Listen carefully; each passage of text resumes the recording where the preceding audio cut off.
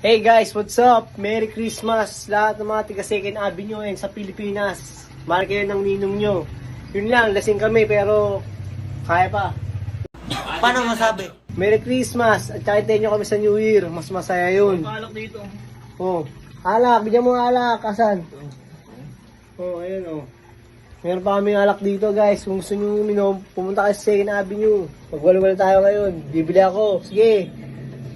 Kahit hindi ako bibili. Tsaka makontento tayo ano meron sa atin. Tama ka! Yun lang. Merry Christmas ulit. Maging masaya tayo lahat. Birthday, Happy New Year. Bahala kayo sa buhay nyo. Basta maging masaya tayo. Alright.